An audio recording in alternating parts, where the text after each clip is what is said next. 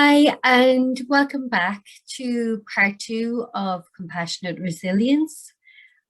This week we're going to focus on boundary setting, and let's just get stuck in. So I'll just introduce myself again. My name is Dee Baker. I am the founder of Elements of Empowerment. That's a link to my website. And I deliver resilience building workshops for caring professionals, teenagers, and young adults. I am qualified in social care, business management and leadership, and I have also held management positions within nonprofits. And the fun fact is I am a twin. So the learning objectives today in the area of boundaries are as follows. Number one, understand what boundaries are. Number two, to be able to identify boundary types. And believe it or not, there are different types of boundaries, and we will be implementing different ones for different situations. Learn to confidently set personal and professional boundaries. And I can empathize how difficult this is as a compassionate person and in a caring profession. It can be more difficult to set boundaries or to know when and where to set those boundaries. Number four, to identify signs of ignored boundaries. And this is in both our personal and professional lives. Number five, to understand the benefits of boundary setting. And number six is to explore and understand your boundary beliefs. And so, like all of us, our beliefs, and we've all been conditioned through perhaps, well, always through our family environment in our early childhood, then in our school environment, and afterwards in society in general. So we want to look at what our beliefs are around boundaries, how we perceive other people when they set boundaries, and then also in understanding the benefits, we will know when and where to set them. So what are boundaries? And this is, I love this image of the lock with the heart, because believe it or believe it not, boundaries are a way of expressing love and respect and consideration of both your own needs and another person's. And so maybe you aren't actually experienced at setting boundaries, and so therefore you have fear around it. But believe it or believe it not, when we set boundaries, we model to others what is acceptable for us, and we also give them the freedom to set a boundary that we will respect. So boundaries are a life-enhancing system of yeses and nos. And this seems very simple. But what we usually fail to do in life is to identify our own needs and desires. And in fact, in caring professions, we may not even acknowledge that we have needs and desires because we are considerate of other people, and maybe to a detriment.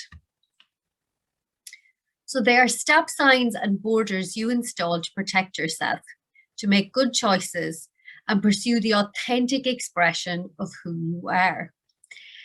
This may be where difficulties arise because a lot of us, like I said, through our conditioning in early childhood, school, society at large, we play roles within that. And even within our work system, we have roles. You may be the manager, so your role may be a leadership one with a team.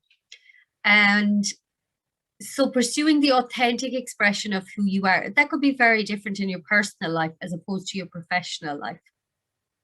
But I guess what I want you guys to explore today is to really know what is authentic to you. What do you value? Where in your life do you feel maybe disrespected when it comes to setting your boundaries? And this will be different for everybody. And these are the things I would like you to think about. So boundaries are a limit you set between yourself and people due to thoughts, activities, and things that serve you. And again, looking at what serves us can be a difficult practice when you're in the habit of serving others and when you're in the habit of perhaps serving others first, which of course happens depending on if your role as a parent, you automatically put your children before you in that role. So there may be a relearning here. And it may even be an original learning, not a relearning. If you have never practiced boundaries, if you grew up in a household where boundaries weren't set or were not respected. So what do boundaries mean to you? And so what do boundaries mean to you and your life? And so again, this is a question I would ask if we were in a group and perhaps a live webinar. But I would like you to think for yourself what boundaries mean to you and your life. And sometimes the misconception is a boundary is like a wall that keeps people out. And so you may feel in setting a boundary that you are mean or uncaring, or that you are not there to serve another person. And we will look at this because that is an element of boundary setting where we may go too far in one direction or the other. And that's necessary in order to learn and to grow. And I would just also like you to consider our boundaries positive or negative, and where you might feel you need them. So you might be very boundaried in your work situation. And this can be due to having clearly defined roles within a work situation. And so you clearly know that's a violation of a boundary in that role with that person. And it can be more difficult in our personal life and in our family life. So what have boundaries done for me lately is the question, and a little reference to the life of Brian there for any of you old enough to remember the great Monty Python movie. So they help to define your identity. You become clear and confident with yourself, and others know what to expect from you. And again, if we've grown up where our identity was valued and free to be expressed, and we are very aware of who we are and what our values are, this will be easier for some than for others. If your household was more enmeshed, if it was more the family came before the individual, it could be more difficult. So boundaries can help you to protect yourself, so you remain safe and able to express your true self. And in the remaining safe, it can be as simple as saying no to a request where your time and energy is needed for self-care. And again, the ability to express your true self comes back to being authentic. Who am I? What do I value? To bring order and to instill a clear value on your time and energy. And again, this is a lot of us, our own time and energy is the last thing we consider because we want to help others. That's the driving force. But as we looked at in the first area of this with compassion fatigue, we can see that our time and energy are not unlimited. We really do need to be mindful of them. And we can't go in all guns blazing all of the time. It's not possible. So that is our source there. So ineffective or poor boundaries can lead to a loss of respect from self and others. And in this, you know, a lot of the time we may not be aware of our self-esteem or self-respect issues and how they can be the driving force for poor boundaries. But the problem with that is when we're dealing with a lack of respect for ourselves, That is a lot more painful than others not showing us respect. A loss of control of the direction of your life. And again, this may be as a result of living for other people and respecting their boundaries more than our own, and actually maybe catering to their needs before our own as well. So increased chaos, distractions, and guilt. And so while it might seem like the easiest choice and the most comfortable choice to just go with the flow and to go along with what everybody else wants, increasingly that will lead to chaos, distractions, and guilt. And I would add to that resentments. And resentments are like corrosive acid within any relationship, whether that is a work or a personal situation. So please, like, these learnings are to help improve our relationships, both with ourselves and with others. And a loss of interest in life. And this is quite parallel with the compassion fatigue cycle, where we reach just a numbness in life. Unmet goals and the stress of chaos can lead to hopelessness, depression, or anxiety. And this is essentially burnout. So we can sometimes recognize that easier in a work setting than in a personal setting. And it's the same source there, black chain ends, better boundaries, owning and treasuring your life. So setting boundaries is essential if we want to be both physically and emotionally healthy. And I would add to that mentally and spiritually, actually. But we're just going to look at how. So creating healthy boundaries is empowering. And I mean, that's my business's elements of empowerment. And that is, I am striving for that in myself as much as I am striving to help you guys reach it as well.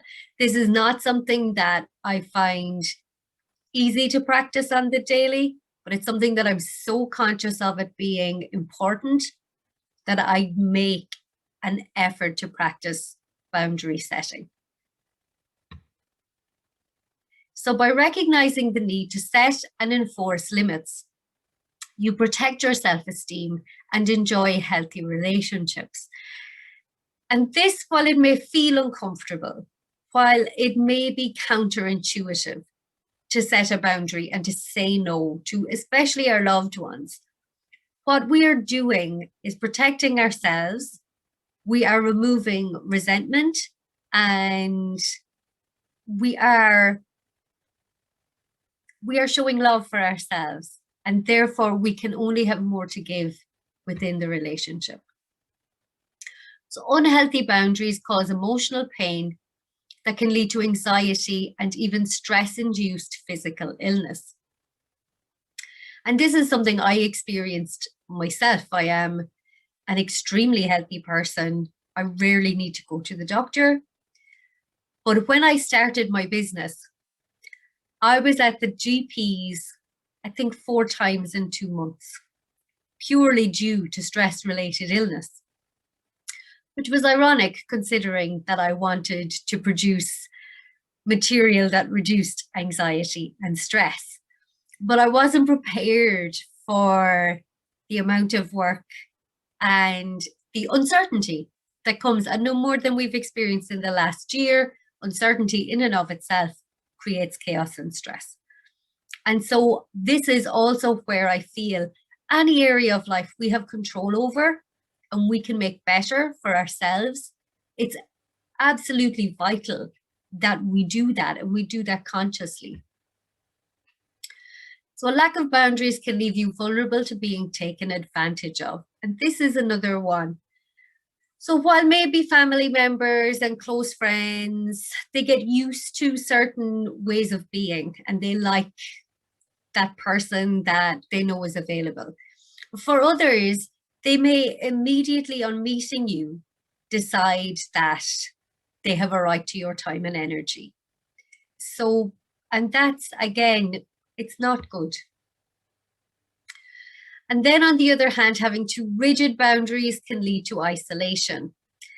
And again, like everything else in life, we are just trying to find the balance here. And as you will see as we go ahead and look at the types of boundaries, what they look like when we use them, you will learn more. So what are rigid boundaries? Number one, a person with rigid boundaries avoids intimacy and close relationships. Number two, are unlikely to ask for help. Number three, has few close relationships. Now on this, there are those of us as individuals who are private. We like our own space. We like to problem solve for ourselves. And maybe we have a very small group of intimate but very valuable friendships. That does not automatically mean you have rigid boundaries and you need to change who you are as a person.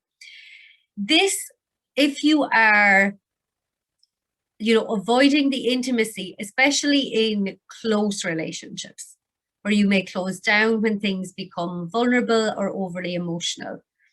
The unlikely to ask for help. And this is, we all need to recognize we are not islands. By the very nature of us being human, we need to belong to a tribe. And we need the support of that tribe to help us through life. So if you have found that you don't ask for help, be it in your private, personal, or professional life, there is something off with that, because we all need help and support, and we are all learning new things as we go through life, and others are there to help and support us at difficult times or at difficult stages. And then the few close relationships, if those relationships are close and they're quality, it can absolutely be quality over quantity. This is where you may be isolating yourself and limiting the amount of interactions you have with others to avoid your boundaries being crossed. And again, may seem detached even with romantic partners. And this is where, if that is the case, your boundaries are too rigid, it's going to result in disconnection. And as we looked at in the first video, with empathy and sympathy, we need a connection. We need a connection in order to feel empathy with others. And if you are in a close romantic partnership where you are so closed off that you are not emotionally connecting with the other person, it is not healthy. And then 5, keeps others at a distance to avoid the possibility of rejection. And again, this could come back to early childhood conditioning, maybe bullying in school as a young person, being in an abusive relationship. Like, these things in and of themselves can be healthy at certain times, but it's when it is a regular pattern that we need to really look at that. And then the opposite of rigid boundaries are porous boundaries. And so I'm sure we have an idea of what they are after looking at the others, but we'll just go through them. So the biggest one is to overshare personal information. And again, we need to look at the context of this. So if you have just met somebody in an acquaintance manner and you are oversharing personal information, that's a sign of a poor boundary, a porous boundary. Difficulty saying no to the requests of others. And as we have looked at earlier, the capacity for people to take advantage of you if you are not setting healthy boundaries is stronger than if you know how to set healthy boundaries and you are doing so. Number 3 is over-involved in others' problems. And again, in a caring profession, it can become difficult to not become over-involved because we are helping people. It's our helping nature that has us in our career. It is just knowing when to draw the line of, what is that person's burden to carry and what is yours. Number 4, dependent on the opinions of others. And again, this comes back to knowing ourselves, being clear about our values, our goals. And so the opinions of others, while we will take them on board, especially those people that we respect and we care about their opinion, we're not dependent on them to make our life choices. Number 5 is accepting of abuse or disrespect. And again, if this has been our experience of having porous boundaries and there has been abuse and serious disrespect, we often swing to then having the rigid boundaries in order to protect ourselves. But nobody should be accepting abuse or disrespect in any sphere of life, be that your family, your friends, or a romantic relationship or a workplace situation. Because you, as a sovereign human being, have the right to be respected, have the right to have your boundaries respected. Number 6, fears rejection if they do not comply with others. And again, this is, if that is the case, then the other parties are not respecting you. They're not respecting your right to set boundaries. That is not good. So what are healthy boundaries?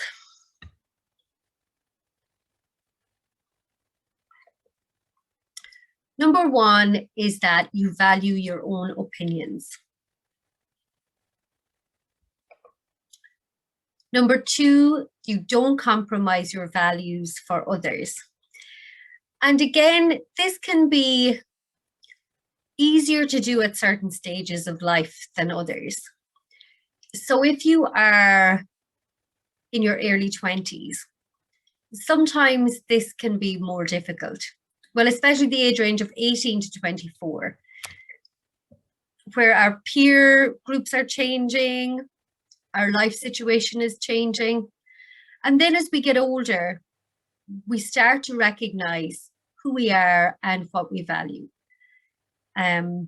So if you haven't felt like this in the past and you're starting to do it now, that's great. So number 3, shares personal information in an appropriate way. Does not over or under share. Again, this can be difficult because we hear a lot of the time, the buzzwords right now are to be authentic and the power of vulnerability. And so sometimes we feel, in order to be authentic, I must share everything that I am thinking and feeling or have experienced in my life in order for people to trust me or to know me or to feel connected to me. And that is not necessary. We always must protect ourselves, and there must be a level of trust and respect established with a person. They must earn the right to hear our story. Okay. So number 4, knows personal wants and needs and can communicate them. This sounds simple, but it is very difficult. It's very difficult to know what our personal wants and needs are if we have lived a life considering others, and then the capacity to communicate them. And so the next webinar that I'm going to do is around assertive communication and active listening, because it pairs into this perfectly. And so we need to be able to communicate assertively in order to establish boundaries and to have them respected. And so number 5 is accepting when others say no to them. And this is hugely important, because if we have spent our lives, sacrificing our needs and desires for the wants and whims of others, we may have an expectation that they should do the same for us. And so when they don't, we can feel that as personal, we can feel it as an affront, we can feel disrespected by that. And the reality is, if someone is respectful in their boundary setting and they're respectful in their saying no to you, we must accept that that is their right to choose that also. And this is the beautiful thing about setting boundaries, is you teach and role model to others, number 1, how to treat you, but number 2, how they deserve to be treated. and how they can actually set boundaries for themselves, and how you will respect their boundaries and their capacity to say no when they need to. And the best thing of all with this is when someone does say yes, you know that they are saying it wholeheartedly and because they want to be there or to be involved in whatever you're asking of them. And that's a beautiful thing. So it is a mixed bag. So for most of us, we have a mix of boundary types. So for example, someone could have healthy boundaries at work. And like I already said, that could be because our roles are clearly defined. Porous boundaries in romantic relationships. And again, if we look at the roles in romantic relationships, if it happens to be a heterosexual relationship, the differences with men and women, but even within same-sex relationships and, you know, non-binary relationships, it's the same thing. We're all trying to figure out who we are within a relationship, to set our boundaries, to identify our own wants and needs, and to communicate those clearly. We're never taught how to do these things. We are never told the importance of them, and most importantly, the benefits of them. And the final one, a mix of all three with their family, which is usually the case. We usually have, you know, certain family members where there are clear boundaries and there is respect, and, you know, maybe a sibling that's close in age to you. And then it could be a family member that the boundaries are very porous. And depending on our relationships with our parents, that can be possible. But it's to just be aware and to know what is serving you and what is not. So the key areas to protect using boundaries for ourselves. Just as we have property, we preserve and protect with physical boundaries. There are several key areas of our lives that should be protected by personal boundaries. And so I want you to keep this in mind. We've just looked at the mixed bag of boundaries. Where in your life are these violated and by whom? So your time. In today's world, time is an important and valuable asset. We often feel we never have enough time to focus on what's really important in our lives, yet time is often what we least protect through effective boundaries. And this one for me is, do you have friends who drop by unexpectedly? And I have had this conversation with many of my friends. It is one thing that I personally would never do, and I do not appreciate when it happens to me, because I feel the assumption is your time is just available to give to me at any given moment. And I just find that is quite disrespectful. So, and then the other one is in work, is do you have co-workers or employees who demand your time in unreasonable ways? And again, this may be someone wanting validation or, you know, constant communication around how they work, and you just don't have the time to give to that. In that, you can always defer to, we will be having a review in 3 months' time, and then we can look at your progress and what needs to be worked on. And then, do you have tasks that could just as easily be completed by someone else? And sometimes we are the downfall of ourselves, especially we may micromanage, we may want things to be just so. And the reality of that is we have to give other people the trust and the respect to work by themselves. So the next area is your emotions. And so they should be well protected. And if someone does say or do hurtful things, often unintentionally, it can damage our emotions and our hearts.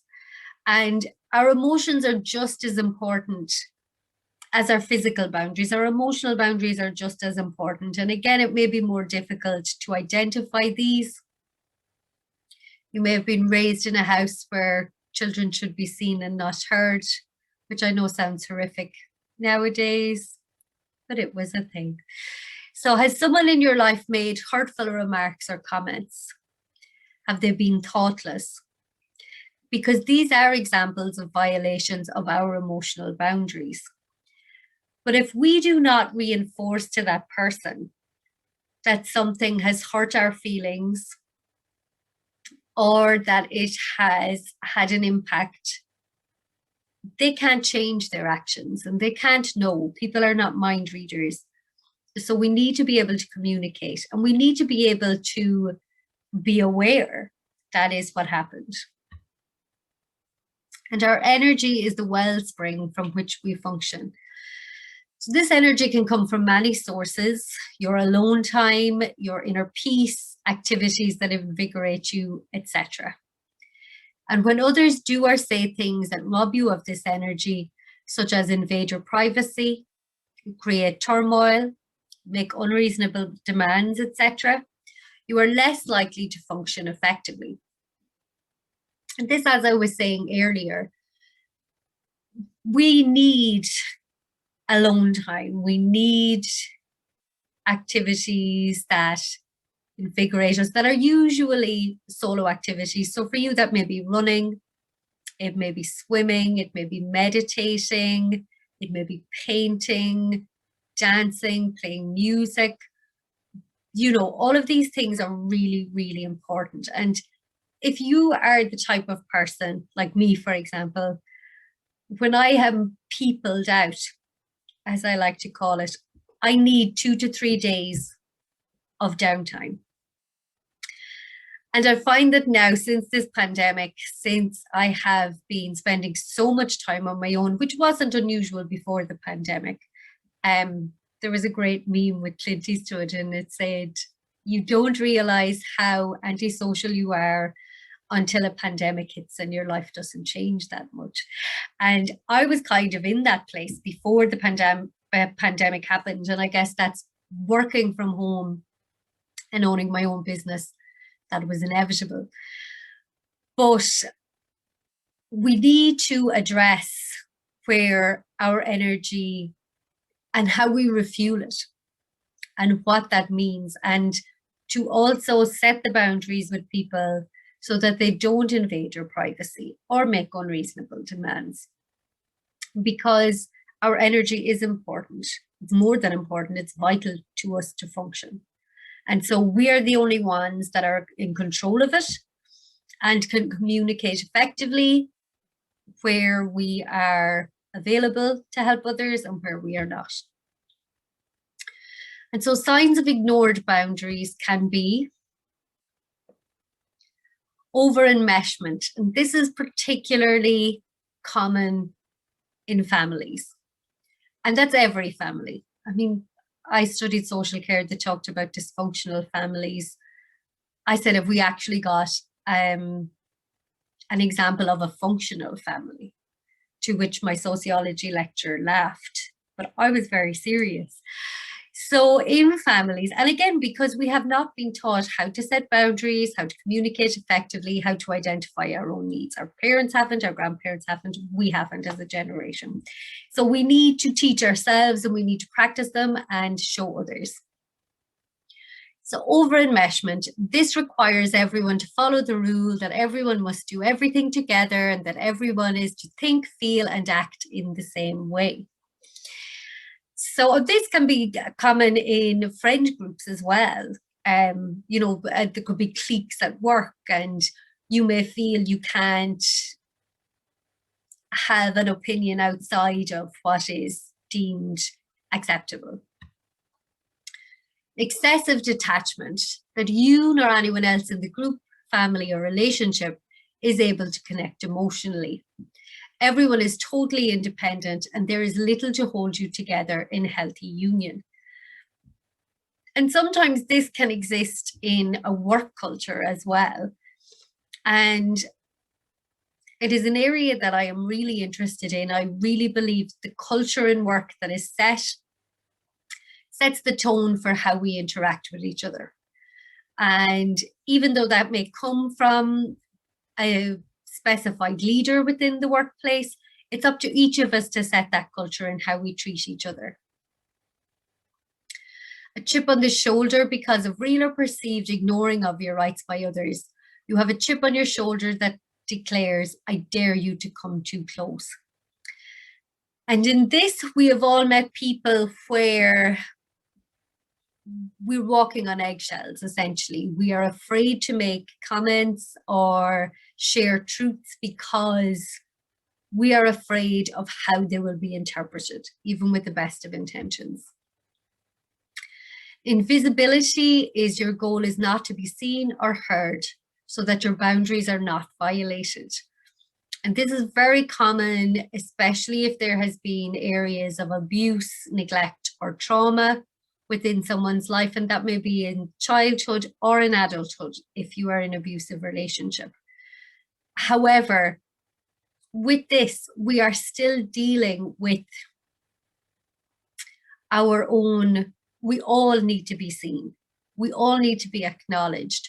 We all need to have attention from others. It's a very deep human need. So while this may serve in very unhealthy situations, in safe and healthy situations, you could just go unnoticed, especially in a work situation. So aloofness or shyness is a result of insecurity from real or perceived experiences of being ignored or rejected in the past.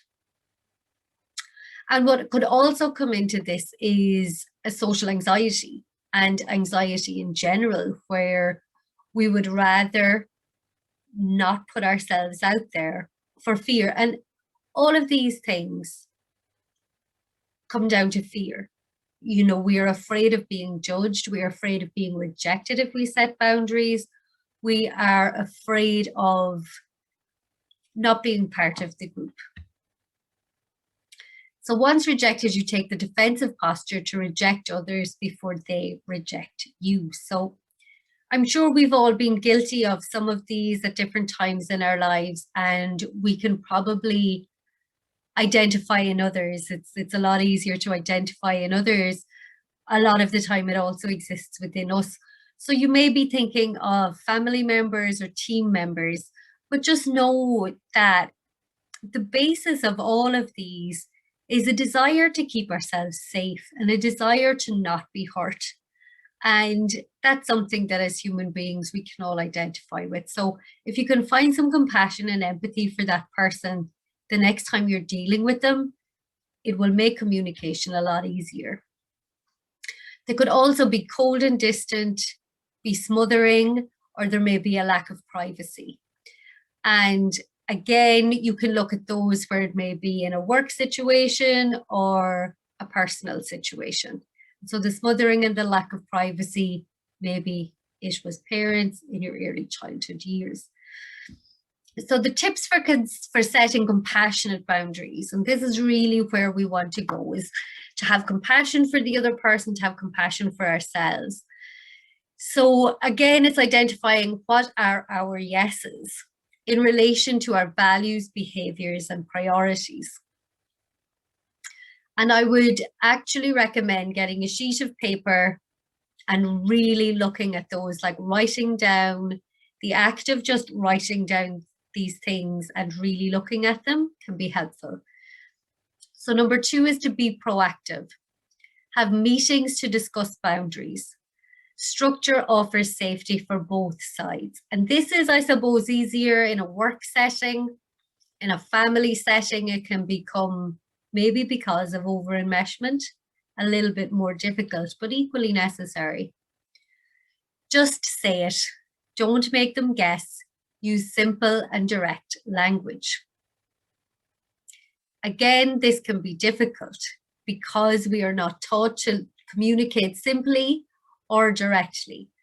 And this can go back to, I'm sure we all have examples of when we were 3, 4, 5 years of age and we point out the truth in a situation, in a social situation, and you automatically feel uncomfortable as a result because the adults in the room do not want to acknowledge whatever truth you have disclosed. And so in that, we learn to shut down our simple, direct communication. And so it can feel unsafe to do that, but it is so, so necessary. So reinforce by pointing out the violations in the moment. And while this has a very valid place, when we are just learning to establish boundaries, and if there has been experience of trauma or not even anything that extreme, just our boundaries being violated in the past, we may need practice in doing that. And in practicing that, we may need to plan ahead. We may need to map out our responses. However, we hope to get to the place where you recognize the violations in the moment. But as I've already pointed out, we may be at a stage of just recognizing we are worthy of having our own time and energy for ourselves and for it to be respected by others. So if that's where we are, it's going to be very difficult to just automatically be able to say, boom, this is wrong. So it's a learning process, and give yourself time to process and practice. And so number 5 is to give explanations that are specific, relevant to the other person, and offer shared solutions. And so in this,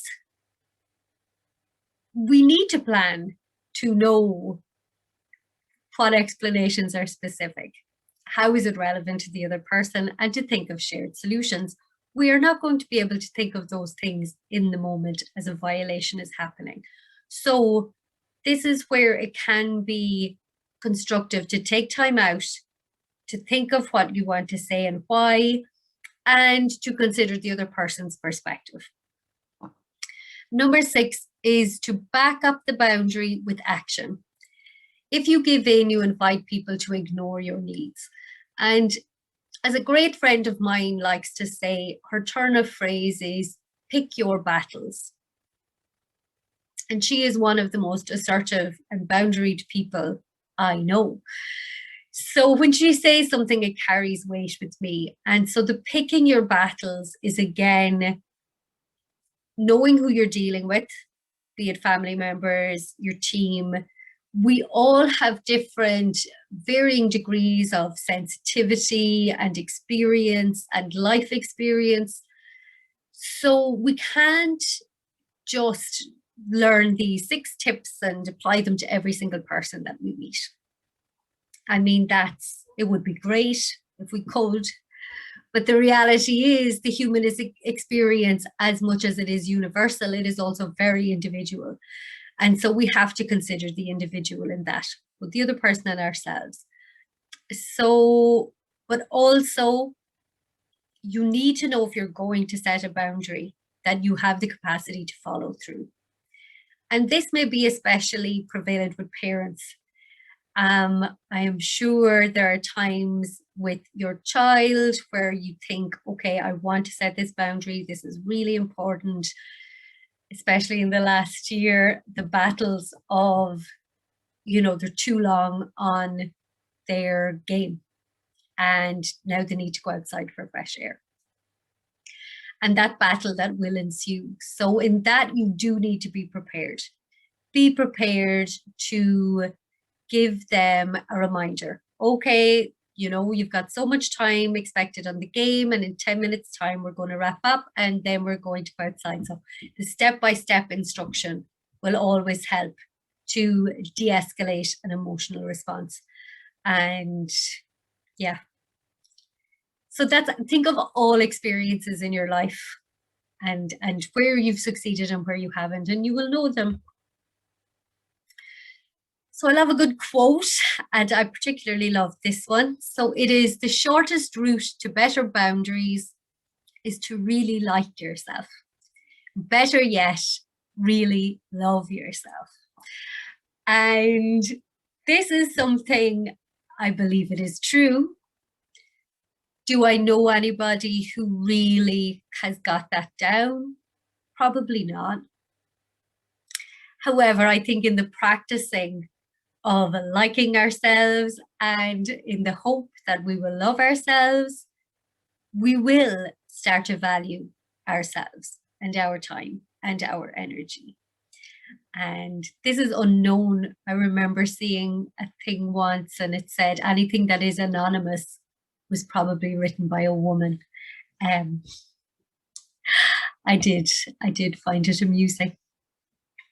So our ways to create our personal boundaries, and there are a number of ways. So be clear about the boundary to yourself and others. Again, clarity around what is ours, what are others. And make sure you've been thoughtful about the boundary issue and have defined for yourself and others what is acceptable and unacceptable. And once a boundary is crossed, remind the individual of your boundary and ask for his or her help in maintaining that boundary. And again, it is about respecting the other person and including the other person. So what to say? Lines that work are, I'm not comfortable with this. I cannot do that for you.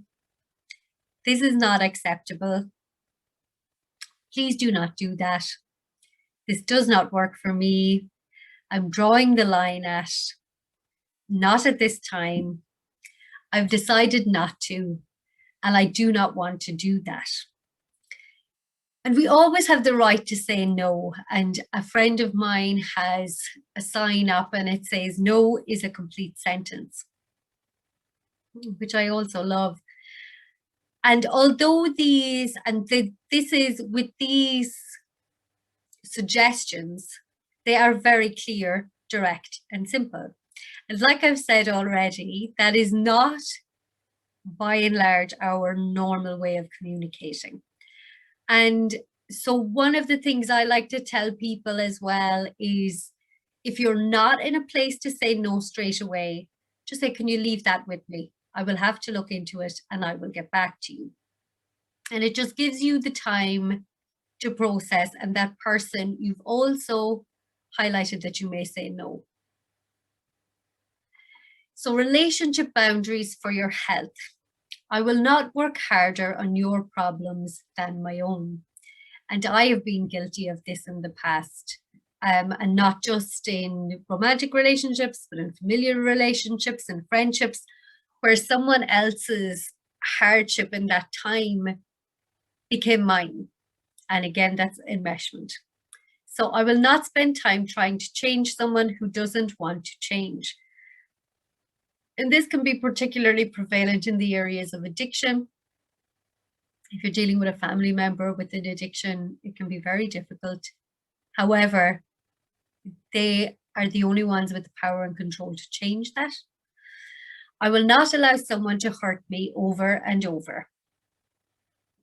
And if that has been the case, where that has happened, which is pervasive in abusive relationships, mainly because it starts off as a slight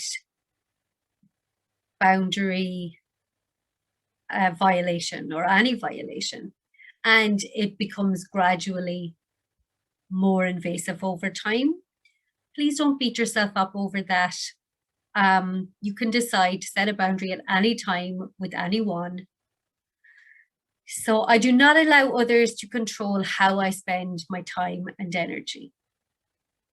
And this is a difficult one, especially when we have families, if we have people dependent on us, if we are carers within our family or carers within our jobs. Our default mode is to give others our time and energy. So it will take practice to reclaim the right to have some for yourself. Healthy relationships equal healthy bodies. And this is, I mean, healthy for me has nothing to do with how you look or what anyone else judges as healthy. You know, a healthy body is a body that you take care of it. You give yourself sleep, nourishment, some exercise, some water. It's not a big deal. You don't need to be perfect in order to be healthy. So I would just like to say that. So when we are setting boundaries, And what to do is to use confident body language. So face the other person, make eye contact, and use a steady tone of voice at an appropriate volume, not too quiet and not too loud. Be respectful, avoid yelling, using put downs, or giving the silent treatment. It is okay to be firm, but your message will be received better if you are respectful. And so here we have the advice to plan ahead. So to think about what you want to say and how you will say it before entering a difficult discussion. And this can help you feel more confident about your position. And these are good. This is good advice if it's in a structured relationship, you know, where it could be a romantic relationship or work. But sometimes we have to challenge boundary violations in the moment. So to compromise when appropriate, listen and consider the needs of the other person. You never have to compromise, but give and take is part of any healthy relationship. And the point there is healthy relationship. So if there's an unhealthy relationship in whatever sphere of your life it exists, maybe then compromise is something to put to one side. Because in a compromise, you're probably, and you're not used to setting boundaries, you are probably considering the other person's comfortability ahead of your own.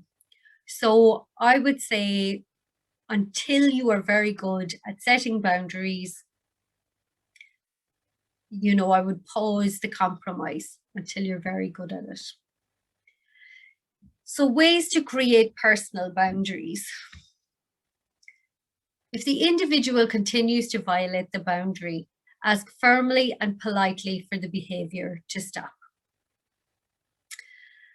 And I guess some of you may be thinking, well, that's easy when it's a person who does respect me and have my best interests at heart. But if it is an abusive person, firmly and politely probably is not going to work. So in that case, you may need help and support in identifying your boundaries, or even just in having a person present to help with that situation. If the behavior continues, consider what further action is appropriate to stop the behavior. And again, in the area of personal relationships, it may involve an outside mediator becoming involved, or another individual. So remember that while you may be firm, you should also remain respectful of the other individual. And that's when we look at assertive communication, the key aspect is respect. Identify ways to position yourself in a time and place that minimizes the opportunity for your boundaries to be crossed. And again, this is easier said than done. It gives the impression that our boundaries are violated at specific times or events or by specific people. Well, that may be the case. It's not always. And so in that, again, have a person with you if you feel that you will not be heard and that it's just another person to observe the dynamic in the relationship.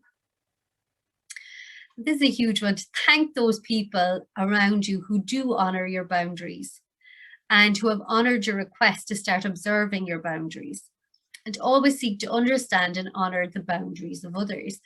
And again, this is not all doom and gloom. I'm sure as we've been going through the day, you could identify and recognize people who do respect your boundaries and who would never want to put you in harm or to intentionally or unintentionally hurt your feelings. So it is important to think about those people and also to role model them and to model them in your own life. And we can all think, hopefully we can all think of examples of that, and to realize the generosity in setting a boundary. So the benefits of boundary setting. Number one, a contribution to others' well-being. And in that, we are respecting another person. By giving power to our no, we are also giving power to our yeses. So there is a freedom from bad behavior, fear, or pain. And of course, that's when the boundary setting is to minimize someone else's behavior. An increased self-esteem and self-respect, one would hope that's the benefit, more respect from others. And because of this, the reason we get more respect from others is very simply because we have more respect for ourselves. And so our relationship with ourselves dictates our relationship with all others. It is the only common denominator that we have with every other relationship we have in our life. So the more that we can improve our relationship with ourselves, the better our relationship with all those in our lives. So number 5 is a requirement for honest and direct communication. And as I said, we will be doing assertiveness next, and this is why it is vital. So to guidelines, again, for setting effective boundaries, we've probably highlighted them already, but back up the boundary setting with action. Be direct, firm, and gracious. Do not debate, defend, or over-explain. And I quite like this one. It comes back to the use of the simple language. We don't need to debate what another person's opinion is about our boundary. And we don't need to defend ourselves in having a boundary. And they don't need an explanation. It was a complete sentence. So have support easily available on the sidelines in the beginning. And this is exactly what I highlighted earlier. It will be a process. So stay strong and do not give in. The staying strong is staying strong for yourself. It's staying strong for your family. It's staying strong for your team at work. So these are just some phrases, I guess, that can highlight what boundaries are. So it is not my job to fix others. And we alluded to this in the first video with compassionate action. We can't fix others. And it's really difficult. It feels like a powerless place to be when a person you love is really struggling. But it's not our job to fix them. We can help them, we can support them, we can communicate our love and care. We just cannot fix them. And it is okay if others get angry. And it may be a case of people are used to you doing everything they want. And there may be some backlash when you start to set a boundary. And it is okay. It is their anger to deal with. You're not doing something to anger them specifically. It is okay to say no. It is not your job to take responsibility for others. And again, I am sure a lot of you have experienced this. As a caring professional, I have been guilty of this so often. And I take responsibility for people's well-being, and it's not my job. I don't need to do that. Another one I'm guilty of is I do not have to anticipate the needs of others. And again, this comes down to if you're a considerate person, our natural default is to consider the wants and needs of others, which is beautiful, but only if we're also considering our own wants and needs in that situation. It has to be balanced, it has to be mutual, it has to be working for both parties. So it is my job to make me happy. And again, this one can be difficult because our happiness, a lot of the time, we hinge it on a future event. We hinge it on the actions or words of others. Maybe we believe it's completely unattainable, full stop. Or that it's our romantic partner's job or our child's, whoever. We put our happiness out there in the world, as opposed to internalizing it and knowing that that is our only job, is to make ourselves happy. And this one is another one. Nobody has to agree with me. And while I'm quite opinionated and stubborn and independent in lots of ways in my life, I quite like having others to agree with me. And it could be as a result of our social media existence, when we check the comments, even when we watch something, to look for someone who has agreed with our stance. So this one, nobody has to agree with me, but I probably still seek it out more than I should. And I have a right to feel my own feelings. And this is so important. Our feelings are valid. Our feelings are valid, and we have the right to have them respected and seen. And we have the right to express them. So please become aware of your emotional state, become aware of your mental processes, and take good care of yourself through all of this. And even in learning this, it can be very triggering for times in our lives where maybe we didn't have our boundaries respected. So please, if you need help or support during or after this, reach out for it. And so this is our boundary beliefs, and you guys would have gotten this. So I'm just looking at this, and by doing this before we do the course, we're already aware that our own beliefs and our own need for boundaries, how they influence our lives. So I am not compelled to justify a boundary with apologetic explanations. And so I'm really hoping that a lot of you had put hardly true, if at all, with that one. Probably not. We've probably all done it, but it's not the most healthy of responses. My intrinsic or built-in value is neither more nor less than others. And this comes back to our compassion resilience, where our common humanity comes into it. It's like, do we value ourselves as much as we value others? Do we give ourselves the permissions we give to others? Do we like ourselves as much as we like others? And then I am able to face challenges and meet problems. And sometimes it's because we don't feel competent in our lives, or we don't have the confidence to face our challenges, that we can allow others to then invade our boundaries and, you know, smother us, invade our privacy, and really feel like they can fix us. So this is our final quote. So daring to set boundaries is about having the courage to love ourselves, even when we risk disappointing others. Brené Brown, and this is what it boils down to. Others may be disappointed because they may be hinging their happiness on the validation of others, and that may be us. And so by teaching them that that's not necessary in order for them to find happiness, in showing them you have boundaries and respecting their capacity to set them, it's really important and necessary, and it's a very loving action. And so while we might look at what is caring, we really need to question what is loving, and what is loving ourselves, and what is showing love for others. And the core of any of that is owning our self-worth and our self-respect.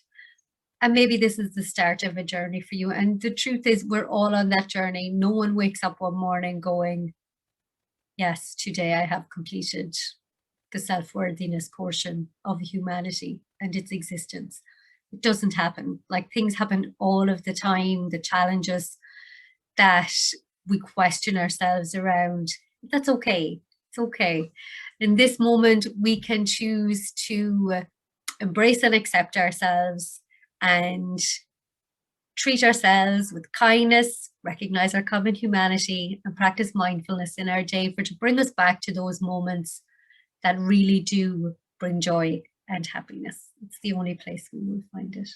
So thank you so much for tuning in again. My name is Dee Baker, and I can't wait to be part of the next webinar that will be helping us to become more clear in our communication through assertiveness. Thank you very much, and have a great week ahead.